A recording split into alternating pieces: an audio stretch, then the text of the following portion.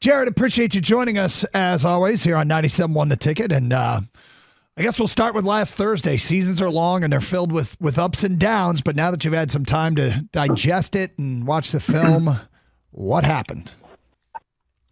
Yeah, they played better than we did and came away with the W.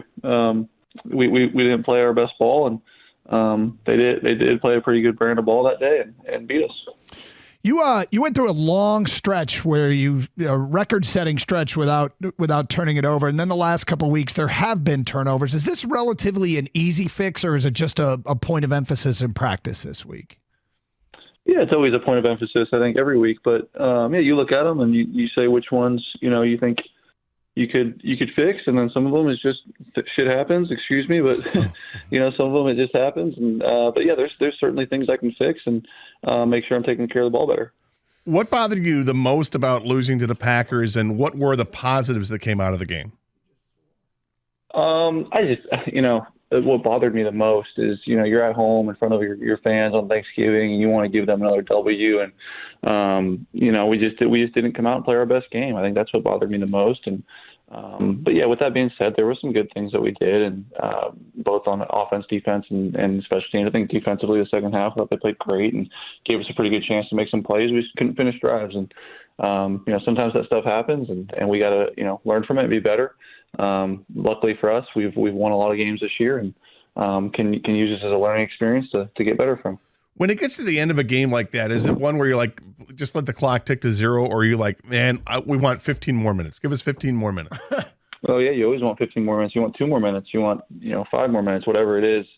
Yeah, you'd love to get some more time on the clock to get a chance to keep scoring, but that's why it's a 60-minute game. As you've gone back to work this week, what's the mood like in the building? Is there a newfound resolve, or is it business as usual? How would you describe it? Yeah, I think it was good to get a little break. You get a little, refreshed. But yeah, business as usual. We're 8-3 and heading into December here pretty soon. And yeah, we're 3-1 in our last 4 or whatever it is. And yeah, we're in a good place. But yeah, learn from this one, find ways to get better, and don't let it happen again. Dan Campbell's on our morning show today and started laundry listing some things that he wanted to see improved and he made it. He basically said, and we're going to do it. Is that the feeling in the building? Like, okay, we got this. We know what we need to improve. Yeah, I think so. I think he's done a great job laying that out to us. And, anytime he challenges us with that stuff, we typically respond well. And he's got a great pulse for us and when to push, when to prod. And I think when he lays out some stuff in front of us, we typically respond well and get it done. What I like what he had to say about that this morning is he talked about having substance and saying we're not just going to go out and say we're going to coach harder, we're going to play harder. That's easy stuff, but really adding substance to it, like specifically this person has to do this and you've got to do this. And he talked about different pass rushing techniques or pass blocking techniques. What is it specifically with you that you can do and it's substantive to get better? Sure, that's a great question. Yeah, it changes every week. You're always looking at little things. I think as the season goes on,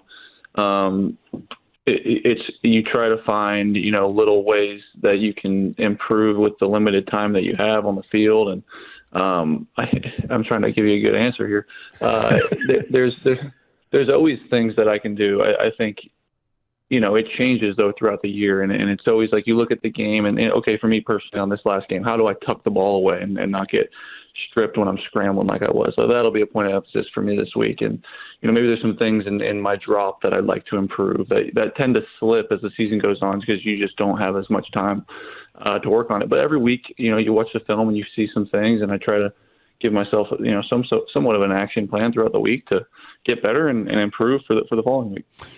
Well, it's not all doom and gloom, right? 8-3, as you mentioned, and stretch run, playoff run. You guys are right in the thick of it. Minnesota lost last night. You got to love where you are. And another thing your coach said today was, hey, this is where we earn it. We're playing December football now, and this is where we earn it. You've done this before. We really haven't. Talk about some of the keys going into a stretch run with everything on the line.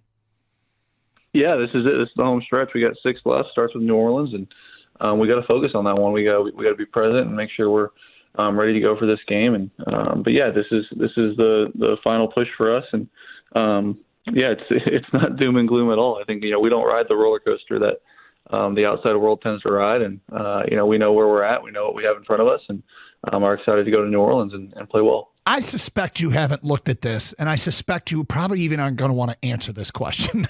But I was looking at the possible playoff matchups, which is way down the road. But it feels like the way this thing is shaping up, almost virtually everyone you might play in the playoffs would be a rematch. I mean, Atlanta's right there, Dallas, Seattle, Minnesota, Green Bay, New Orleans, Tampa. It could be any of these teams.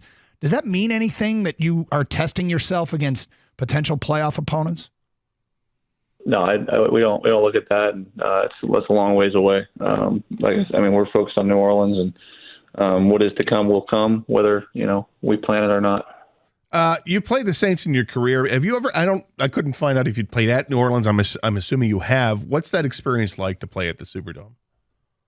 Yeah, I played there for the NFC Championship, 2018. It was the loudest game I've ever experienced, and Dan was there, and Anzalone was there, and we talk about it sometimes, how loud that was, and loudest game I've ever been a part of, and always loud there, always fun, always a good atmosphere, and it'll be fun. How do you prepare for that? I know that sometimes people bring the speakers and you jam music or crowd noise. How has Dan Campbell approached it with you guys in getting ready for a loud atmosphere? Yeah, we always bring the speakers out for road games, and so it's the same every week. I'm sure it'll be the same this week, and it's always loud. We always go like super loud, even if it's not gonna be. Or it just get your reps in that noise, and so we'll have the speakers out and make sure it's loud enough for us to have a hard time hearing. Can you tell us about the Saints as a defense and the challenges that they're going to present for you guys on Sunday? Yeah, I think they've always been a stout group. I think even back to when AG was there, and all the way through the years. I know DA is now the head coach and obviously calling the defense in some ways, but they've always been good. They've always had a good scheme. They've always had good players. I think Cam Jordan's been kind of like the guy there for a long time. He's always disruptive. I think Demario Davis I got a lot of respect for in the middle, and they've always been good. They're good on every level, and they're always tough, and certainly tough at home. So it'll be a good challenge. Trade deadline, you guys acquired Donovan Peoples-Jones. He's played a little bit here and there. Tell us what you're seeing or what you've seen from him in practice as he gets more integrated into the offense. Yeah, he's learning. He's getting better. He's figuring out our ways of doing stuff, and he's doing a good job, man. He's gonna help us at some point here, and hopefully get him integrated more and more as the season goes. But yeah, he's doing a really good job and getting himself ready. And I think this is, like I said, as the season goes, I'm sure he'll get some more reps and be a bigger part of it. One of the things I really liked in the game against the Packers was watching Jameson Williams kind of drag across the field.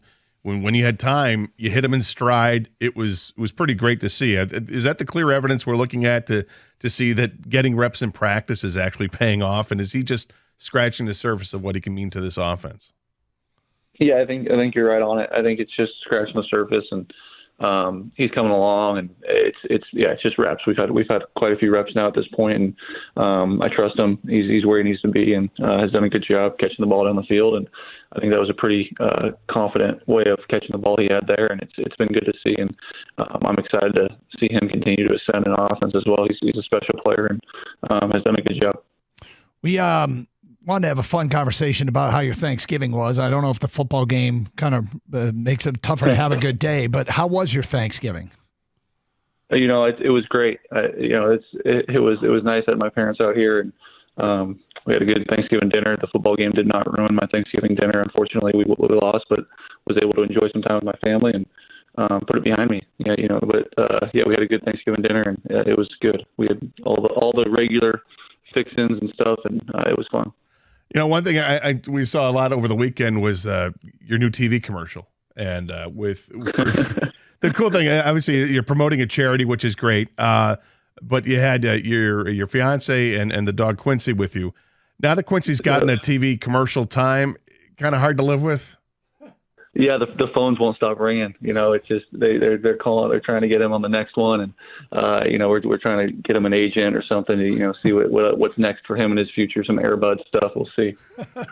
That was one perfectly groomed dog. I'll tell you that. He just had a bath that day, so nice. He was in good shape. Well, good luck this week against New Orleans. Appreciate your time, and we'll talk next Tuesday. All right, guys. Thank you. There he is, Jared Goff, Detroit Lions quarterback, joining us here on 97.1 The Ticket.